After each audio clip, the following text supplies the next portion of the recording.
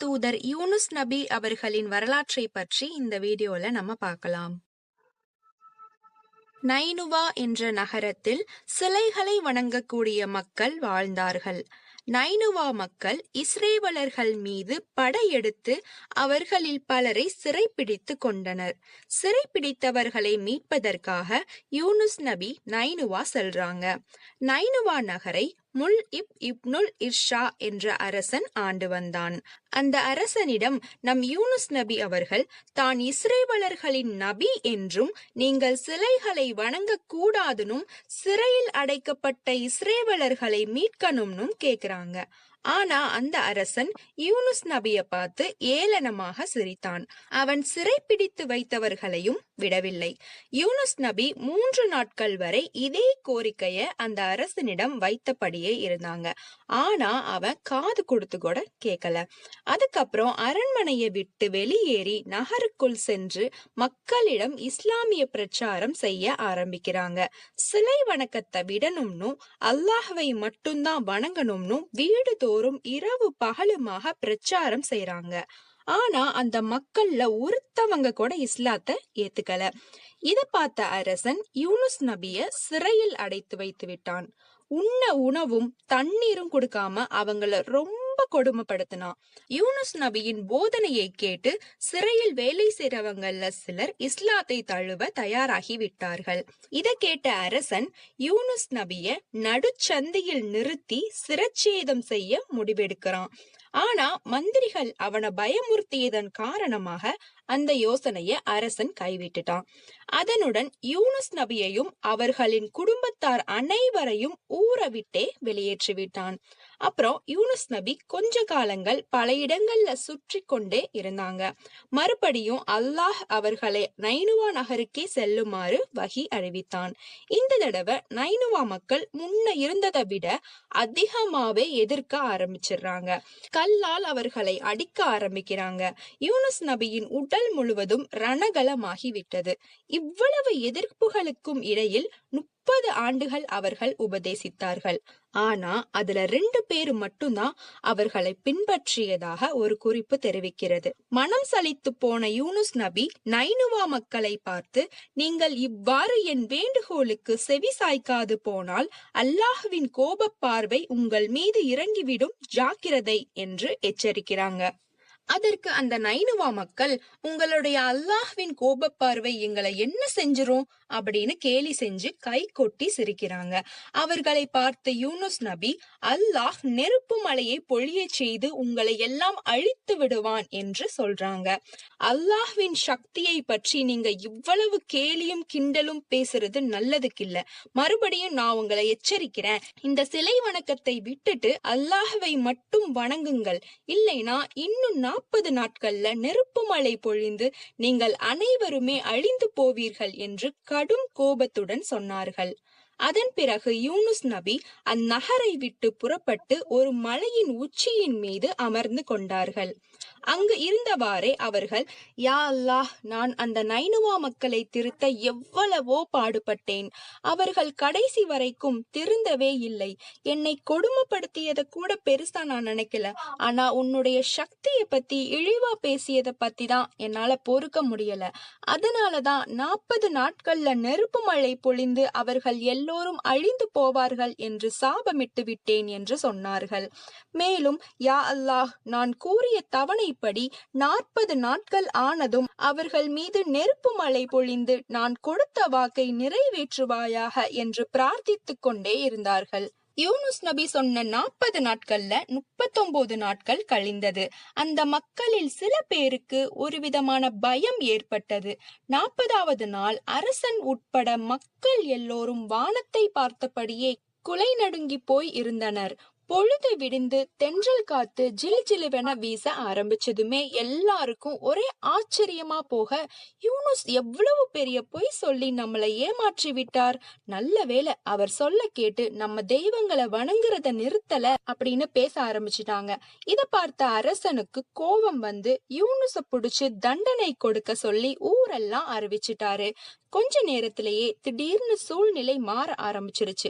தென்றல் காத்து ஓயத் தொடங்கி லேசான உஷ்ண காத்து, அதாவது சூடான காத்து வீச ஆரம்பிச்சிருச்சு. போக போக அதனுடைய வேகமும் உஷ்ணமும் கூடிக்கொண்டே போனது. அடுத்து யாருமே எதிர்பார்க்காதவாறு மேகங்கள் சிவப்பாக மாறி நெருப்பு மழை பொழிய தொடங்கியது. இப்படி ஒரு பயங்கரமான சூழ்நிலை ஏற்பட்டதுக்கு அப்புறம்தான் அந்த மக்களுக்கு ஹல்ரத் யூனுஸ் அலைஹிவஸல்லம் அவர்கள் கூறியதில் நம்பிக்கை வந்தது. யூனுஸ் நபியை கண்டுபிடிச்சு அல்லாஹ்வின் கோபத்தை தணிக்க அவர்கள் மூலம் வழியை தேடலாம்னு அவங்கள தேட ஆரம்பிச்சிட்டாங்க. அரசனும் தன்னுடைய முன் உத்தரவை மாத்தி யூனுஸ் நபியை யாரு தேடி கண்டுபிடிச்சு என்கிட்ட கூட்டிட்டு வர்றாங்களோ அவங்களுக்கு பொற்காசுகள் தருவதாக அறிவித்து விட்டான். நகர மக்கள் எல்லாரையும் நெருப்பு மலை நிக்கிற வரைக்கும் சஜ்தாவில் விழுந்து அல்லாஹ்விடத்துல அழுது புலம்பி பாவ மன்னிப்பு கேட்டுக்கொண்டே இருக்க சொல்லி உத்தரவு போட்டதோடு தானும் சஜிதாவில் சிரம் வைத்து அழுது புலம்பி பாவ மன்னிப்பு கேட்க ஆரம்பித்து விட்டான் அரசன். நைனுவா மக்களுடைய நிலை இப்படி மாறிவிட அல்லாஹ் நைனுவா மக்களையும் அரசரையும் மன்னித்து விட்டான். நெருப்பு மழையையும் நிறுத்திவிட்டான். மீண்டும் தென்றல் காற்றை வீச செய்து விட்டான். நைனுவா நகர மக்களும் அவங்க வணங்கி வந்த சிலைகளை எல்லாம் அடித்து நொறுக்கி விட்டு அல்லாஹ்வை வணங்க ஆரம்பித்து விட்டார்கள். நைனுவா நகரில் ஏற்பட்ட இந்த மாறுதல் யூனுஸ் நபிக்கு தெரியாது. சுமார் 40 நாட்கள் கழித்து அவர்கள் மலை உச்சியில் இருந்து இறங்கி அந்த நகரை பார்த்து அங்க போக எண்ணி அந்த நகரை நோக்கி நடக்க ஆரம்பிக்கிறாங்க. அந்த நகரை நெருங்கியதும் அங்க உள்ள மக்கள் சந்தோஷமாக இருப்பதை பார்த்து நான் இட்ட சாபம் பற்றி அல்லாஹ்விடம் நான் கேட்ட துவா ஏற்றுக்கொள்ளப்படவில்லையா என்று கண் கலங்கி விட்டார்கள். இதை பார்த்த யூனுஸ் நபி கலங்கி போய்விட்டார்கள். அவங்களுக்கு என்ன செய்யறதுன்னே தெரியல. எல்லாம் அல்லாஹ்வின் நாட்டப்படியே நடக்கும்னு எண்ணிக்கொண்டு கால் போன போக்குல நடக்க ஆரம்பிச்சுட்டாங்க. நடந்து கொண்டே இருக்கும் போது ஒரு கடல் தெரிந்தது. அங்கு புறப்படுவதற்காக கப்பல் ஒன்று தயாராக இருப்பது தெரிந்தது. அந்த கப்பல்ல ஏறி வேற எந்த நாட்டுக்காவது போய் நிம்மதியா வாழலாம்னு அந்த கப்பல்ல ஏறிட்டாங்க. யூனுஸ் நபியின் கல்லங்கபடமற்ற தோற்றமும் அருள் சுரக்கும் முகமும் அங்குள்ள எல்லோரது உள்ளங்களையும் கவர்ந்து விட்டது. கப்பல் நடுக்கடலில் நின்று விட்டது.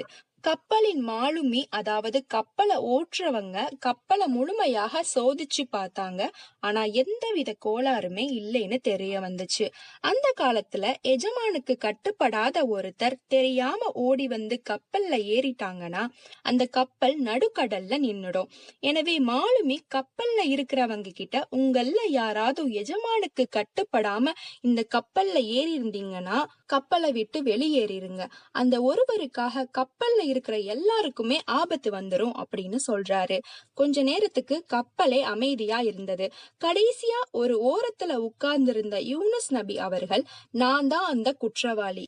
என் எஜமான் எனக்கு இட்ட கட்டளையை நிறைவேற்றாமல் அவனது அனுமதியின்றி ஓடி வந்து இந்த கப்பல்ல ஏறிட்டேன். தயவு செஞ்சு என்ன தூக்கி கடல்ல எரிந்து விடுங்க அப்படின்னு சொன்னாங்க. இத கேட்டு கப்பல்ல உள்ள எல்லாரும் ரொம்ப ஆச்சரியப்பட்டு போனாங்க. அவங்க எல்லாரும் யூனுஸ் நபி சொன்னதை நம்பவே இல்லை. நான் சொல்றது உண்மைதான், வேணும்னா நான் சொல்றது உண்மையா பொய்யான்னு சீட்டு எழுதி குலுக்கி போட்டு அதன்படி முடிவு எடுத்துக்கோங்க அப்படின்னு சொல்றாங்க. யூனுஸ் நபி சொன்னபடி சீட்டு எழுதி போட்டு குலுக்கி பார்த்து எடுத்ததுல உண்மைன்னு வந்தது.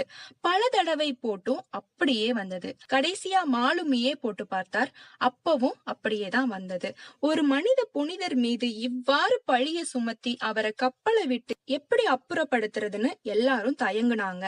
இத பார்த்த யூனுஸ் நபி, உங்க எல்லாரோட தயக்கத்தையும் நான் புரிஞ்சுக்கிட்டேன். நான் குற்றம் செஞ்சிருக்க மாட்டேன்னு தானே சந்தேகப்படுறீங்க.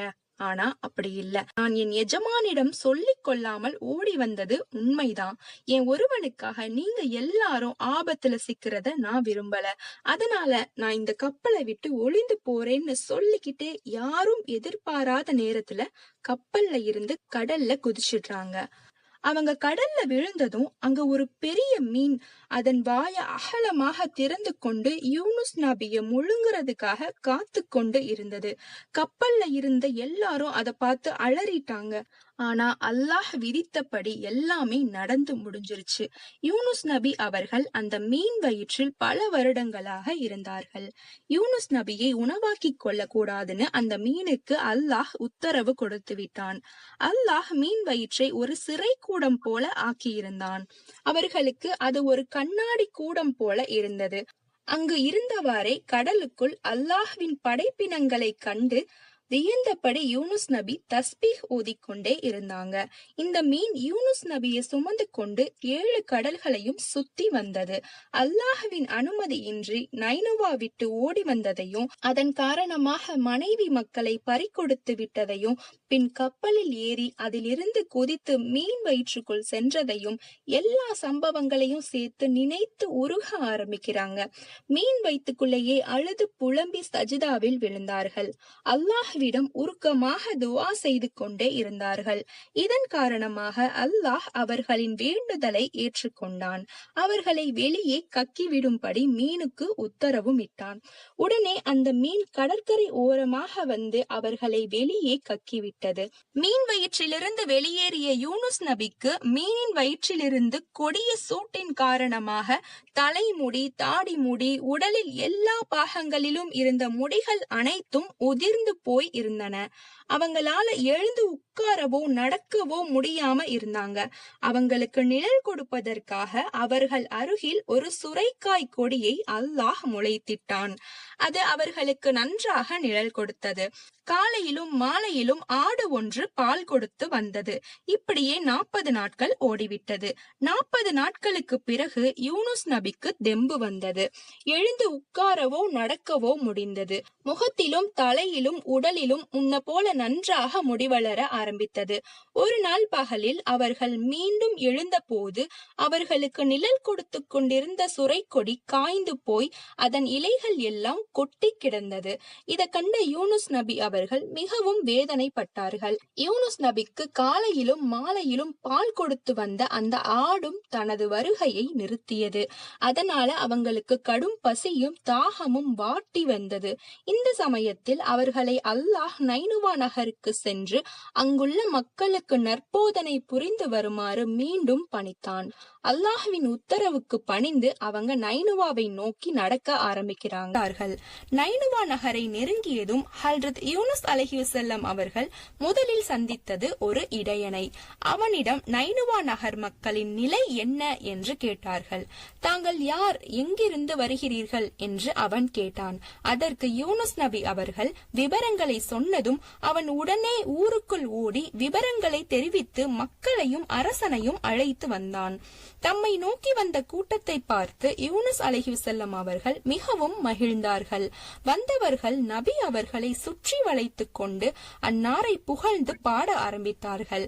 நைனுவா அரசன் யூனுஸ் நபி அவர்களின் கரத்தை பற்றி முத்தமிட்டவாறு தங்களை மன்னித்து அருளும்படியும் தாங்கள் அனைவரும் முஸ்லிமாக மாற தயாராகி இருப்பதையும் தெரிவித்தான். ஹல்ரத் யூனுஸ் அலைஹிவஸல்லம் அவர்கள் அல்லாஹ்விற்கு நன்றி செலுத்தினார்கள்.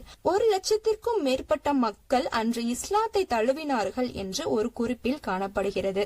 ஹல்ரத் யூனுஸ் அலைஹிவஸல்லம் அவர்கள் மீனின் வயிற்றிலிருந்து வெளிப்பட்டு சுமார் 31 ஆண்டுகள் இந்த உலகில் வாழ்ந்தார்கள். நம்ம கேட்கக்கூடிய துவா அல்லாஹ்விடத்தில் நம்பிக்கையோட கேட்கணும்.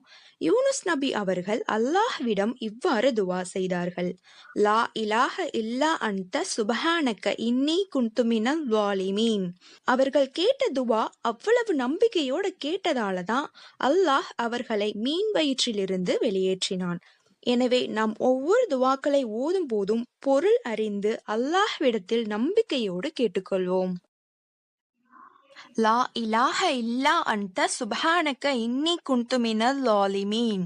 ஹஸ்புனல்லாஹு வ நிஅமல் வக்கீல். லா ஹவ்ல வலா குவ்வத இல்லா பில்லாஹில் அலியில் அலீம். லா தஹ்சன் இன்னல்லாஹ மஅனா. இந்த துவாக்களை அதிகமாக அல்லாஹ்விடத்தில் ஓதி துவா செய்வோம். நாம் அனைவரும் வெற்றி பெறுவோம். இதோட யூனுஸ் அலைஹிஸ்ஸலாம் அவர்களின் வரலாறு நிறைவு பெறுகிறது. இதுல நமக்கு தெரியாத இன்னும் பல சம்பவங்கள் கண்டிப்பா இருக்கும். இன்ஷா அல்லாஹ் இன்னும் வரலாறுகளை அறிவதற்கு நாம் முயற்சி செய்வோம்.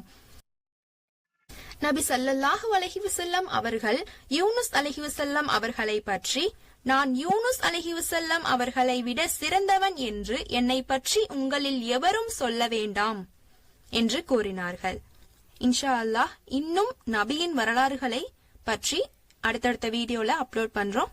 கண்டிப்பா பார்த்து வரலாறுகளை தெரிஞ்சுக்கோங்க.